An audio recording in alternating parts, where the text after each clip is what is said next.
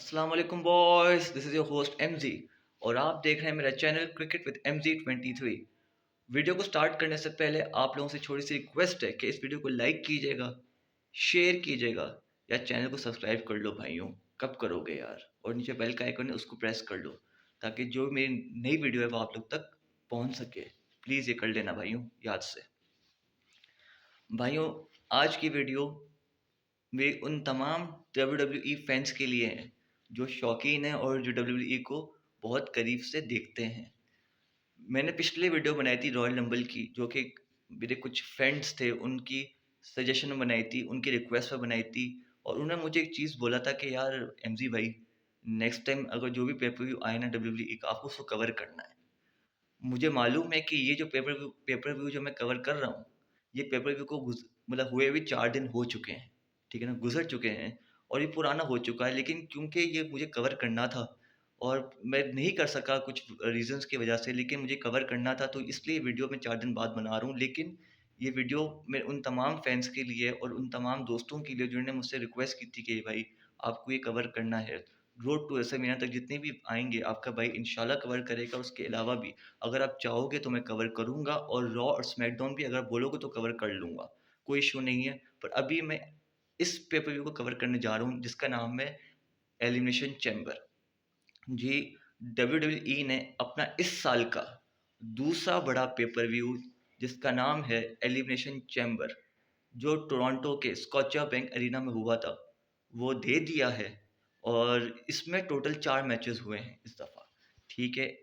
Elimination chamber में 4 matches हुए हैं।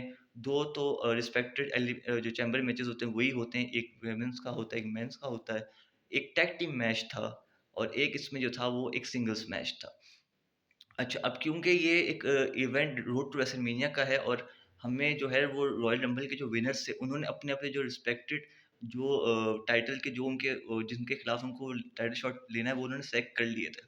तो अभी भी जो 2 जो बड़े जो टाइटल्स थे फीमेल डिवीज़न के, वो मेल और फीमेल दोनों डिवीज़न के रहते थे, वो खाली थे। तो उनके कंटेंडर्स वो इसी एलिमिनेशन चैम्बर से ही वो मिलने थे हमें।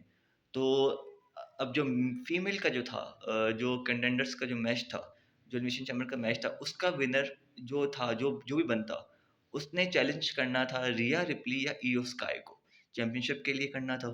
यहाँ पे मैंने 2 नाम इसलिए लिए हैं, रिया रिप्ली और इयो स्काई, क्योंकि ये दोनों जो हैं, इन दोनों का मंडे नाइट रॉ को मैच होना था, जो कि हो चुका है। उसका मैं आपको रिज़ल्ट बताऊँगा अभी, क्या रिज़ल्ट निकला है। इन दोनों से जो जीतता उससे उसका मैच होता। क्योंकि कन्फर्म नहीं था किससे होना था, लेकिन ये कन्फर्म था कि जो भी जीतेगा वो उसका एलिमिनेशन चैम्बर के विनर से होगा।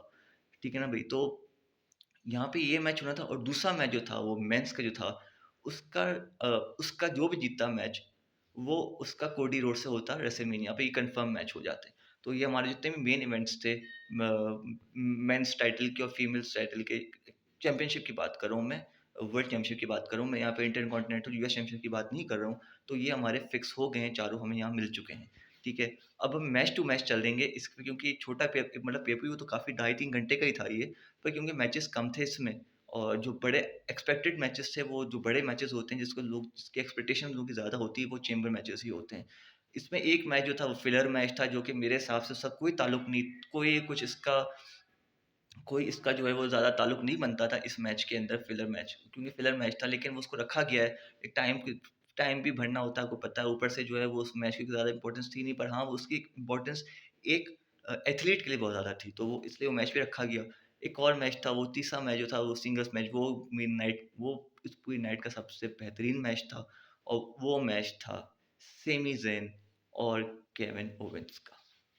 प्लस अगर आप लोगों ने मेरा टाइटल पढ़ा होगा कि will Cody Rhodes sell his soul to the Rock, final boss, sell his soul, मतलब आप समझ सकते हो मैं क्या बात कर रहा हूँ, पर ये ऐसा ही है भाई, ये ऐसा ही है और ये ऐसा ही हुआ है। तो चलें, इस पे ही बात करेंगे, ये सब सब हम बात करेंगे इसके अंदर, ठीक है ना? वीडियो बड़ी ज़बरदस्त होने वाली है। अब उम्मीद करता हूँ कि आपकी वीडियो पसंद आएगी, क्योंकि बड़े दिल से बना रहा हूँ, क्योंकि डब्ल्यूडब्ल्यूई की वीडियो है तो मैं खुद भी बड़ा शौकीन हूँ, मैं बड़ा फॉलो करता हूँ इस चीज़ को ना। तो लेट हो गया हूँ, मैं मानता हूँ लेट हो गया हूँ, पर ठीक है, आप लोगों के लिए चलता है, कर लेंगे इंशाल्लाह। ठीक है भाई, आते हैं मैच नंबर 1 पे। चैम्बर का पहला मैच होता है, विमेंस एलिमिनेशन चैम्बर का मैच होता है, ठीक है ना? और इसमें रिस्पेक्टेड वही 6 होती हैं, 6 फीमेल्स कंटेस्टेंट्स होती हैं, ठीक है ना भई? 4 जो होती हैं वो पॉड के अंदर होती हैं, जिसमें बियांका ब्लेयर पॉड में होती हैं, एलेक्सा ब्लिस पॉड में होती हैं। आपका रोज़ेन रोज़ेन पेरेज़ और बेली बेली ये चारों जो होती हैं वो आपकी उसमें होती हैं, पॉड के अंदर होती हैं। जो मैच शुरू करती हैं वो करती हैं नेओमी और अ, लिव मॉर्गन। अच्छा, अब इसमें होता ये है, इसमें बड़ा ट्विस्ट आया है मैच के अंदर। ट्विस्ट ये आता है जैसे ये मैच स्टार्ट होता है, ठीक है ना? अभी जैसे ही रिंग कहते हैं ना वो रिंग बजती है और बेल बजती है, तो होता ये है कि भई वहाँ पे म्यूज़िक हिट होता है जेट कारगिल का, जी जेट कारगिल का, और जेट कारगिल वापस आ गई हैं। उन्होंने अपना रिटर्न दे दिया है, ठीक है? और उन्होंने जो रिटर्न दिया है वो ऐसा दिया है कि बस क्या बताऊँ कि अच्छा जैसे ही वो आई ना, जैसे ही उनका म्यूज़िक हिट हुआ, तो कुछ लम्हे के लिए लिव मॉर्गन की शक्ल थोड़ी-सी उतर गई। उनको ऐसा लगा यार कि ये तो आके मुझ पे अटैक करेंगी, क्योंकि लोगों की स्पेकुलेशंस थी, हमारी स्पेकुलेशंस भी यही थी कि हो सकता है कहीं न कहीं लिव मॉर्गन ही उनके अटैक के पीछे हो, जो आज 3-4 महीने पहले सर्वाइवर सीरीज़ से पहले अटैक हुआ था इनके ऊपर। उस वक़्त थोड़ा मामला इनका गरम चल रहा था। जजमेंट डे मतलब लिव मॉर्गन का, रेकेल का वर्सेस बियांका ब्लेयर और उसके खिलाफ जेड का थोड़ा मामला उनका गरम चल रहा था ना, आपस में इनकी लगी भी थी, इनकी ठीक-ठाक टक्कर लगी भी थी, तो और उसको इसी अरसे में जेट कारगिल के ऊपर एक अटैक हो गया था। बैक स्टेज अटैक हो गया था, या समझ लें कार कार पार्किंग लॉट में हो चुका था अटैक। अटैक हुआ, एक इंसिडेंट ऐसा पेश हुआ जहाँ पे उनको मारा-मारी हो गई, उनको शीशे के अंदर उतार दिया गया, वो बड़ा सीन हो गया, ठीक है ना? बड़ी स्टोरी बना दी इसके पीछे। उनको 3-4 महीने के लिए आउट ऑफ पिक्चर कर दिया और लोगों ने स्पेकुलेशन छोड़ दी कि डब्ल्यूडब्ल्यूई वालों ने इनफैक्ट जो हमारे माइकल कोल साहब उन्होंने बोल दिया कि भई ये इसके पीछे लिव मॉर्गन के हाथ लग रहा है। तो उन्होंने बस बोल दिया कि हाँ भाई यही लग रहा है, इनकी जजमेंट डे वाली लग रहा है इसके पीछे ना, कहीं न कहीं मुलव्विस लग रहा है। पर होता ऐसा नहीं है। जेट कारगिल आती है और वो आते साथ ही नाओमी को जब पकड़ के मारना शुरू करती हैं, दे दनादन दे, जूते ले भाई, चंबे-शंबे सब कुछ करवा करवू के उनको भाई उतार देती है चेंबर के अंदर, शीशे के पॉट के अंदर के चेहरा-वेहरा मार-मूर के उनको बहुत मारती है यार, सलंग कर देती है मार-मार के। बहुत मारती है उस बंदी को यार, बहुत-बहुत मारती है। वो टसल-वसल करता है वो, बहुत मारती है। और प्रियंका प्लेयर अंदर होती है पॉट के अंदर, वो बेचारी देख रही थी, बोल रही होती है यार दोनों मेरे टैग टीम पार्टनर्स हैं, ठीक है ना? वो उसको समझ में नहीं आ रही थी वो करे क्या, वो उसका मेंटल ब्रेकडाउन लग चुका होता है मैच से पहले ही, वो मेंटल ब्रेकडाउन में चली जाती है। उसको पता ही नहीं चलता हुआ क्या। कौन किसको मार रहा है, क्यों मार रहा है, कोई वजह इसको समझ में नहीं आता। ख़ैर इस तरीके से शुरू होती है। एलिमिनेशन चैम्बर उसको मारा-मारी होती है, उसको बहुत मारती है। उसको कसर नहीं कर पड़ती, तो नाओमी को जो दरवाज़ा होता है चैम्बर का जो बंद होता है, उसके अंदर ही उसका मुँह दे देती है। तो वो बड़ा मारती है, फिर होता ये है कि वो जेट आगे मार-मूर के चली जाती है। वहाँ पे रेफरीज़ जब चेक करते हैं तो उनको पता चलता है कि यार इसकी तो हालत ही नहीं है नाओमी की कि ये कम्पीट कर सके, तो उसको वहाँ से उसको एलिमिनेट कर देते हैं चैम्बर से। अब चैम्बर में टेक्निकली 5 लोग रह जाते हैं, 5 बंदियाँ रह जाती हैं, जिसमें से बियांका बेलेयर जीत जाती है और वो अब अपना अपना शॉट लेंगी टाइटल का अगेंस्ट किसके, रिया रिप्ली या इयो स्काई। तो चले मैं आपको इसका रिजल्ट भी बता देता हूँ। अभी मंडे नाइट रॉ हो चुकी है इस मंडे, क्योंकि मैं वीडियो लेट बना रहा हूँ, ठीक है ना? तो ये मंडे नाइट रॉ को इसका रिजल्ट निकल चुका है और फिलहाल जो रिजल्ट निकला है वो ये है कि इयो स्काई ने रिया रिप्ली को बीट कर दिया है चैंपियनशिप के लिए, और इयो स्काई और बियांका बेलेयर का मैच लगेगा रेसलमेनिया 41 पे। वाह! किसी ने सोचा नहीं था, मैंने भी एक्सपेक्ट नहीं किया था कि टाइटल चेंज होगा मंडे नाइट रॉ के ऊपर, क्योंकि ये बड़ा मैच था, ये टाइटल मैच था। इसको मेरे ख़्याल से चेंबर के अंदर होना चाहिए था मैच। चेंबर मतलब मेन इवेंट होना चाहिए था, चेंबर का इवेंट होना चाहिए था, पर क्योंकि डब्ल्यूडब्ल्यूई ने इसको मंडे को इसको रखा हुआ था, मैच को मंडे नाइट रॉ पे रखा हुआ था, और टाइटल का चेंज होना मंडे नाइट रॉ के अंदर बड़ी बात है। होता है, पर रोड टू रेसलमेनिया के 40-45 दिन पहले ऐसा हो जाना, इट्स अ बिग थिंग, और ये हुआ है। और बियांका बिलेयर और इयो स्काई का मैच हमें देखने को मिलेगा। मिलेगा इसलिए क्योंकि टाइटल उनके पास है, लेकिन मुझे ऐसा लगता है कि यहाँ पे रिया रिप्ली की स्टोरी कहीं न कहीं फिट की जाएगी, क्योंकि रिया रिप्ली एक बड़ा नाम है और उनको टाइटल से दूर ज़्यादा रखा नहीं जाएगा। तो लेट्स सी, हम देखते हैं कि यहाँ पे रिया रिप्ली क्या करती हैं, क्या उनकी स्टोरी क्या बनती है, क्या इयो स्काई और बियांका बलेयर का दोनों का सिंगल्स मैच ही होना है, या इस पे कोई ट्रिपल थ्रेट का एलिमेंट निकल सकता है, नहीं लग सकता। लेट्स सी, हमें देखना पड़ेगा। पर फिलहाल इयो स्काई और बियांका बलेयर का रेसलमेनिया 41 का मैच लग चुका है। ठीक हो गया। इसके बाद आते हैं हम दूसरे बड़े मैच में। दूसरा बड़ा मैच, का ये तो मैच ही फिलर था, मैं आपको क्या बड़ा मैच बोल रहा हूँ, मेरे मुँह से निकल गया बड़ा मैच, फिलर मैच था ये। ये मैच था टैग टीम मैच था, जिसमें ट्रिश स्ट्रैटस और Tiffany Stratton versus Nia Jax और आपका excuse me, versus Nia Jax, और इसमें कैंडिस मेडिसन का मैच होता है, टैग टीम चैंपियनशिप का मैच था ये। और ज़्यादा कुछ तवक्का थी नहीं। ये मैच क्यों रखा गया था, मैं आपको इसकी वजह बता देता हूँ कि एक्चुअली 25 साल हो चुके हैं ट्रिश स्ट्रैटस को इस इंडस्ट्री के अंदर, डब्ल्यूडब्ल्यूई के अंदर।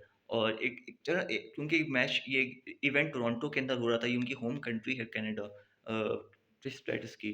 तो उनको एक तरीके से फेयरवेल कह दें या उनको एक तरीके से कहते हैं ना कि आप क्या कह सकते हैं, एक फेयरवेल ही बोल दें या उनको वो एक वो चीज़ देने के लिए कि भई उनको एक फेयरवेल ही बोलते हैं आप फेयरवेल देने के लिए उनको ये मैच रखा गया था। 25 साल की जो उनकी कंट्रीब्यूशन थी, वो उसको वो पूरी की है, वो उनकी पूरी हुई है, तो उसकी वजह से उन्होंने मैच रखा, जिसको ऑब्वियसली इनको ही जीतना था।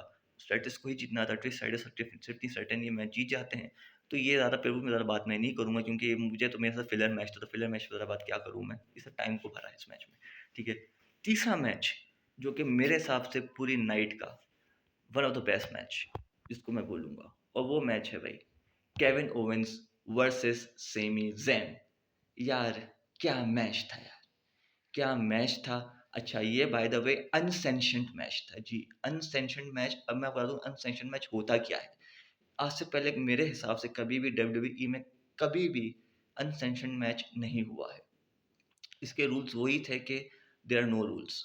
कोई रूल्स नहीं थे। आप बंदे को भाई बेहोश कर दो, मार दो, बस कत्ल नहीं करना था। कत्ल भी हो जाता तो चलो वो भी डब्ल्यूडब्ल्यूई वाला बोलता हमारी ज़िम्मेदारी नहीं है। इसके अलावा भाई हर चीज़ जिसमें अलाउ थी। आपको बंदे का सर फोड़ना है, पाँव मारना है, पाँव को तोड़ना है, किसी कमर तोड़नी है, जो करना है, चप्पलें मारनी है, टेबलें मारनी है, जो भी चेयर मारने, ग्लास मारना है, जो भी मारना है मारो भई। जो मारना है मारो, स्टिकें मारनी है, जो करना है करो, सब कुछ चलेगा। अनसैंक्शन्ड मैच था। अब ये मैच क्यों हुआ, इसकी हिस्ट्री क्या है मैं बताता हूँ। अनसैंक्शन्ड मैच एक्चुअली हुआ ये यूँ था कि इस मैच की ज़िम्मेदारी खुद डब्ल्यूडब्ल्यूई जो डब्ल्यूई के जो मतलब ये रॉ का ब्रांड का मैच था। क्योंकि इसको रॉ के जो जनरल मैनेजर है उन्होंने इसको किया था, इस मैच को शेड्यूल किया था एडम पियर्स से मेरे ख़्याल से। तो उनके मुताबिक उन्होंने ये मैच अनसैंक्शन्ड इसलिए रखा था क्योंकि केविन ओवेंस की जो अभी जो रेपुटेशन बनी हुई है ना डब्ल्यूडब्ल्यूई में, बड़ी वो बड़ी एक प्राइज़ फाइटर उनको बोला जाता है और वो बड़ी खतरनाक बनी हुई है। सही बताऊँ मैं आपको, बड़ी खतरनाक उनकी रेपुटेशन बनी हुई है कि वो किसी को छोड़ते ही नहीं, वो किसी को कहते हैं ना कि वो खाते में ला के दे रहे हैं। वो हर किसी को भाई ये टारगेट बनाया है उन्होंने, और वो छोटा-मोटा नहीं मारते, वो लोगों के करियर खत्म है ना तबाह करने में लगे हुए हैं। वो पैकेज पाइल ड्राइवर उनके पास एक मूव है, वो उससे वो कोशिश करते हैं कि भाई लोगों की जो ना गर्दनें फारिग करूँगा, करियर फारिग करके उनको ख़त्म करो। इस मैच का बैकग्राउंड ऐसे है कि ये मैच का बैकग्राउंड शुरू होता है रॉयल रंबल से। रॉयल रंबल से 1 हफ्ता पहले जब रॉयल रंबल में मैच होना था, कोडी रोड्स का और केविन ओवेंस का जो लैडर मैच था, तो उससे पहले केविन ओवेंस ने जाकर एक रिक्वेस्ट की थी सेमी ज़ेन से कि उनको उनकी बैक चाहिए इस मैच के लिए। क्योंकि वो पुराने दोस्त हैं, वो दोनों का ताल्लुक भी जो है वो कनाडा से है। 20-25 साल से उनकी दोस्ती है, साथ इंडस्ट्री में आए भी हैं, उन्होंने अप्स एंड डाउन देखे भी हैं। उनके कहते हैं ना कि best friends turn into worst enemies वाला सीन उनका, वो बड़ा उनका सीन है, उनकी फैमिलीज़ आपस में दोस्त हैं। तो उन्होंने बोला कि भई सब चीज़ें एक साइड पे करो, लेकिन हमारा एक पुराना ताल्लुक है, हम हमारा एक पुरानी दोस्ती यारी है, भाई-बंदी है।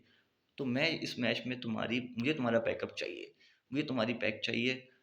तो अब होता ये है कि जब वो मैच हो रहा होता है तो बीच में एक लम्हा ऐसा आता है, मैं डेड मैच की बात कर रहा हूँ, कि जहाँ पे केविन ओवेंस और जो हमारे कोडी रोड्स हैं, वो दोनों ऐसे एक मोमेंट पे आ जाते हैं मैच के अंदर जहाँ पे वो दोनों जो है ना बिल्कुल अनमूवेबल हो जाते हैं। मतलब दोनों मूव नहीं कर रहे होते, दोनों की हालत बहुत ख़राब होती है। तो वहाँ पे सेमी ज़ेन आके उनकी मदद तो नहीं करते केविन ओवेंस की, अलबत्ता वहाँ पे आके जो है वो कहते हैं कंसर्न शो ज़रूर करते हैं कोडी रोड्स के लिए। इवन तो केविन ओवेंस के लिए भी करते हैं, लेकिन वो कंसर्न शो करके चले जाते हैं और ज़्यादा कुछ करते नहीं हैं, जिसका खटका, जिसका बुरा उनको बहुत लगा हुआ था केविन ओवेंस को। और फिर जब रॉयल रंबल के बाद वाले जो पेपर व्यू जो आपका मंडे नाइट शो जो होता है, मंडे नाइट शो जो होता है, उसमें फिर आके अम, एक पैकेज पाइल उनको उनको लपेट दिया, सेमी ज़ेन को। अच्छा, वो पैकेज पाइल ड्राइवर तो समेट तो दिया उनको मार तो दिया, लेकिन उससे हुआ ये कि वो बेड रेस्ट पे चले गए। क्योंकि अब आपको पता है नेक का इश्यू होता है, वो नेक पे लगता है वो मूव जाके।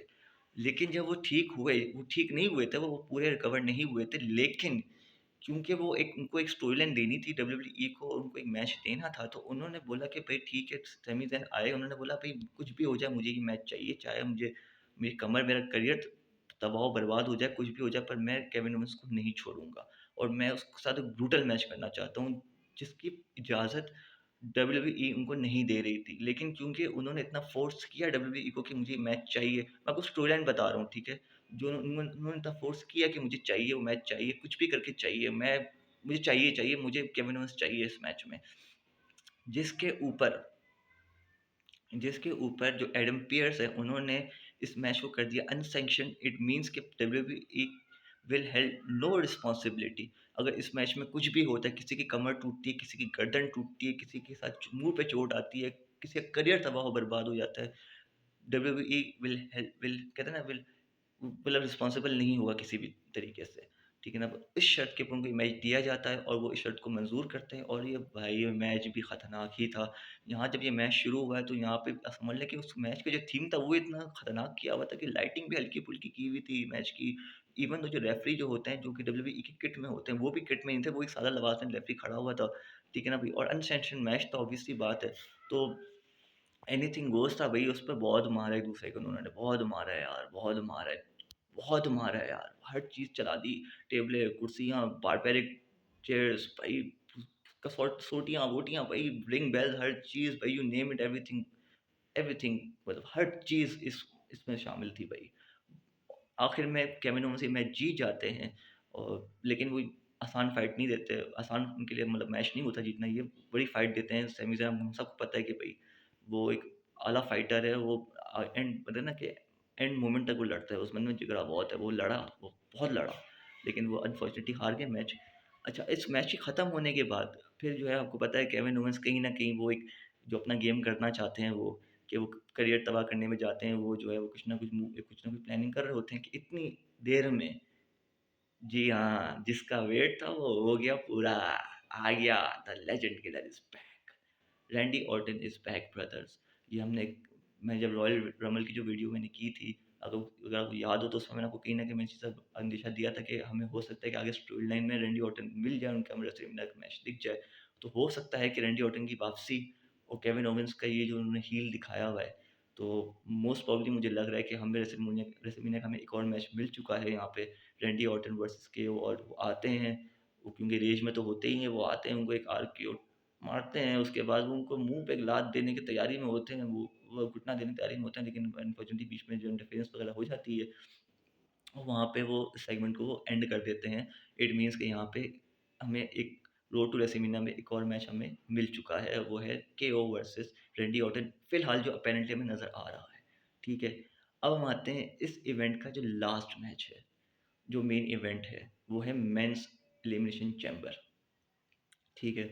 इसमें भी वही 6 किरदार हैं, 6 6 सुपरस्टार्स हैं, ठीक है ना भाई? पॉड में होते हैं आपके, अल्लाह-वल्लाह करे जो है वो मैं नाम थोड़ी मैं 1 मिनट में याद करने दें, क्योंकि स्टार्स बड़े-बड़े हैं, तो मैं ज़रा नाम याद करूँ कौन-कौन थे पॉड में। जी, पॉड में थे सीएम पंक, इसमें डेमिन प्रीस्ट थे, पॉल लोगन पॉल थे इसमें, जॉन सीना इस मैच में थे जी, जॉन सीना इस मैच में थे, ठीक है ना? इसके अलावा इस मैच को जो स्टार्ट करते हैं वो करते हैं ड्रू मैकिन्टायर और सेथ फ्रीकिन रॉलिन्स। अच्छा, मैच स्टार्ट होता है, ऐसा-ऐसा पॉड खुलना शुरू होते हैं, आखिर में रह जाते हैं जॉन सीना और सीएम पंक। वहाँ पे क्योंकि सेथ रॉलिन्स की टसल है सीएम पंक से और वो उनको एलिमिनेट कर चुके होते हैं, तो वहाँ पे वो उनको एक स्टॉक मारते हैं, जिसका फ़ायदा उठाते हुए वो मारते हैं वहाँ पे उनको एक एसटीएफ, और उसके बाद वहाँ पे पिन वो सबमिशन सबमिट करते हुए सीएम पंक सबमिट कर देते हैं, और जॉन सीना, जी, John Cena is going to WrestleMania boys, boys. John Cena versus Cody Rhodes at the WrestleMania 41 तैयार है, शोर से तैयार है, और ये यहाँ स्टोरी ख़त्म नहीं होती बॉयज़, स्टोरी तो अब चालू होनी है। फिर आते हैं द फाइनल बॉस। उससे पहले आते हैं कोडी रोड्स, क्योंकि कोडी रोड्स को आज फैसला करना होता है। रॉक ने उन्हें 2 हफ्ते पहले, आज से पहले एक प्रपोज़ल दिया होता है कि कोडी रोड्स, मैं तुम्हें हर चीज़ दूँगा, तुम्हें दौलत, शोहरत, इज़्ज़त, यू नेम इट, तुम्हें ये टाइटल डिफेंड करने की ज़रूरत भी नहीं पड़ेगी। तुम चैंपियन नहीं रहोगे, तुम मेरे चैंपियन रहोगे, कंपनी के चैंपियन रहोगे, तुम्हें जो चाहिए वो मैं दूँगा। पर मेरी एक शर्त है, वो शर्त क्या थी? कोडी रोड्स ने बोला वो शर्ट क्या है कि तुम्हें बेल्ट चाहिए? तो रॉक ने बोला नहीं, इतनी छोटी बातें हम नहीं करते। जिस पोज़ीशन में मैं हूँ मुझे बेल्ट की ज़रूरत ही नहीं है भाई। मुझे तुम्हारी सोल चाहिए जिस पे अ, कोडी रोड्स मैं मुझ समेत कोडी रोड्स का पूरी अवाम ही सत्ते में आ गई कि ये फाइनल बॉस रॉक ने क्या बोल दिया है। पर ऐसा ही था। इसका जवाब रॉक ने माँगा था उससे टोरंटो के अंदर। कल के जो एलिमिनेशन चैम्बर का मेन इवेंट था उसके अंदर उससे बोला कि मैं तुमसे जवाब चाहिए कि तुम क्या ये कैसा करोगे या नहीं करोगे? तो जैसे ही मैच खत्म होता है तो रिंग में जॉन सीना होते हैं प्रमोशन कट करने के लिए ऑब्वियसली क्योंकि रेसलमेनिया में प्रमोशन कट करना होता है उसमें खड़े हुए होते हैं। तो भाई इतनी देर में जो है वो आपके कोडी रोड्स आ जाते हैं। कोडी रोड्स आते हैं तो पीछे ही एंट्री हो जाती है द फाइनल बॉस रॉक की और साथ में उनके साथ एक और शख्स होते हैं उनका नाम मुझे याद नहीं आ रहा मैं इस टाइम उनका नाम मेंशन नहीं कर रहा हूँ सॉरी अगर आप लोगों ने देखा होगा तो आप लोगों को नाम मालूम होगा तो आप लोग समझ होंगे किसी बात करूँ पर मुझे उसका यार नाम नहीं पता सेलिब्रिटी का कौन था वो साथ में तो मैं उसका नाम नहीं लूँगा क्योंकि गलत नाम मैं लेना नहीं चाहता हूँ तो खैर साथ में रॉक के वो भी थे और वो आते हैं रॉक के साथ फिर जैसे ही वो रॉक के साथ आते हैं तो भाई रिंग के अंदर जब वो आते हैं तो रॉक रॉक जो है वो दिल वाले दुल्हनिया कहते हैं ना कि शाहरुख खान की तरह जो वो बाएं खोल के बैठ जाते हैं कि भाई आओ सिमरन आओ क्या तुम आओगी मेरे पास तो सिमरन बोलती है ना पापा ना मैं तो नहीं आऊंगी खैर मजाक कर रहा हूँ चक्कर ऐसा होता है कि भाई रॉक उससे बोलते हैं कि भाई तुम्हारा जवाब क्या है तो जिस पे वो कॉरिडोर्स बोलते हैं कि भाई देखो रॉक मैं अपनी जो है ना ये सोल जो है वो वैसे ही अवाम को पहले से दे चुका हूँ तो तुम यहाँ से जो है ना वो लफ्ज़ मैं इस्तेमाल नहीं करना चाहता हूँ लेकिन बोला कि तुम यहाँ से भागो यहाँ से तुम्हारा कोई काम नहीं है ठीक है ना भाई तो बोलते हैं शट द एफ अप निकलो यहाँ से ठीक है ना कोई काम नहीं है जिसके ऊपर रॉक उसको कुछ बोलते नहीं है कोई तबसरा कुछ भी नहीं करते वो चुपचाप पीछे दो कदम हटते हैं वो देख रहे होते हैं इस पे जॉन सीना जो है वो तालियां मारता है और उसको गले मिलता है जिस मोमेंट पे वो गले मिलता है तो वहाँ पे रॉक इशारा करता है अपना ये वाला और जब वो इशारा करता है तो वहाँ से जॉन सीना बन जाता है हील और जॉन सीना हील हो जाता है फाइनली बॉयज एंड गर्ल्स दोस्तों जॉन सीना का ये रूप आज तक हमने देखा नहीं था पर हमने इस हफ्ते देख लिया और फिर होता ये है कि जॉन सीना एक लो ब्लो मारते हैं उसके बाद बेल्ट से माइक से रोलेक्स घड़ी से जो उनके हाथ में लगता है उससे उसको मारते हैं कोडी रोड्स को फिर उसके बाद रॉक के पास एक बेल्ट होती है जिस पर लिखा होता है कोडी सोल रॉक उस बेल्ट को निकालते हैं और उससे उसको विप करना शुरू करते हैं और उसको बहुत विप करते हैं इतना विप करते हैं कि उसका खून उस बेल्ट पर लगाते हैं जिस तरह लास्ट ईयर रेसलमेनिया से पहले किया था वही सेम मोमेंट फिर से रिपीट किया जाता है कोडी रोड्स के साथ और यहाँ पे हमें John Cena versus John Cena the heel versus the Cody Rhodes हमें मिल चुका है रेसलमेनिया 41 का मेन इवेंट और मेरे ख्याल से ये मैच बहुत ज़बरदस्त होने वाला है क्योंकि जॉन सीना जो है वो अपनी 16 टाइम मेरे ख्याल से वो चैम्पियंस अगर जो बनेंगे 16 टाइम चैम्पियन बनेंगे मेरे ख्याल से वो तो देखते हैं वो बनते हैं कि नहीं बनते लेकिन ये मैच के बहुत ज़्यादा इसकी अब जो है एक्सपेक्टेशन बढ़ चुकी है और क्योंकि जॉन सीना को हील बना दिया गया है एक्चुअली डब्ल्यू वाले जॉन सीना को आज से 12-13 साल पहले ही हील का कैरेक्टर मतलब देना चाह रहे थे उस वक्त नहीं दे सके लेकिन अब क्योंकि जॉन सीना अपने समझ लें कि लास्ट स्टेजेस पर हैं करियर के और उनका ये समझ लास्ट ईयर ही है एज अ प्रोफेशनल रेसलर जो कि उन्होंने अनाउंस कर दिया कि इसके बाद अब वो शायद रेसलिंग से क्विट ही कर देंगे तो एक साल है उनके पास 10-12 जितने भी 9-10 महीने का जितना उनका टाइम है जितने भी इवेंट्स आते हैं वो शायद उसमें पार्टिसिपेट करेंगे नहीं करेंगे तो वक्त ही बताएगा लेकिन रेसलमेनिया पे तो हमें वो कंफर्म दिख रहे हैं हो सकता है हमें बेल्ट स्विच होते हुए भी दिख जाए कहीं ना कहीं तो लेट्स सी अब क्या बनता है लेकिन ये था टोटल एलिमिनेशन चैम्बर का पूरे पेपर व्यू था बहुत ज़बरदस्त पेपर व्यू था अब यहाँ से स्टोरीज बहुत खुली हैं बहुत खुलेंगी भी आगे क्योंकि अभी अराउंड 40-45 डेज रह गए हैं रेसलमेनिया पे मेन इवेंट पे रह गए हैं तो लेट्स सी आगे आगे क्या बनता है मैं माज़रत फिर से चाहता हूँ भाइयों दोस्तों आप लोगों से कि यार ये वीडियो मैं थोड़ी लेट शूट कर रहा हूँ क्योंकि इवेंट को हुए हुए अभी ज़्यादा टाइम से 3-4 दिन हुए हैं ठीक है ना लेकिन यार क्योंकि यार मुझे इवेंट पर्सनली करना था और मैं लेट हो गया हूँ उसकी माज़रत चाहता हूँ लेकिन यार ये तमाम उन बॉयज़ के लिए उन फैंस के लिए जो डब्ल्यू कि वो लोग देखते हैं और बहुत इंजॉय करते हैं ठीक है ना और मेरे उन दोस्तों के लिए मैंने उनसे रिक्वेस्ट की तो उन सबके लिए वीडियो उम्मीद है आप लोगों को ये वीडियो पसंद आई होगी यार प्लीज़ अगर ये आपको वीडियो पसंद आई तो इसको लाइक कीजिएगा, शेयर कीजिएगा, चैनल को सब्सक्राइब कर लो भाइयों, और बेल आइकन उसको प्रेस कर लो ताकि जो भी मेरी वीडियो है वो आप लोग तक पहुँच सके। ठीक है ना भाई? आई नो थोड़ी वीडियो लंबी हो चुकी है, पर यार इवेंट ही लंबा था तो क्या कर सकते हैं, ठीक है?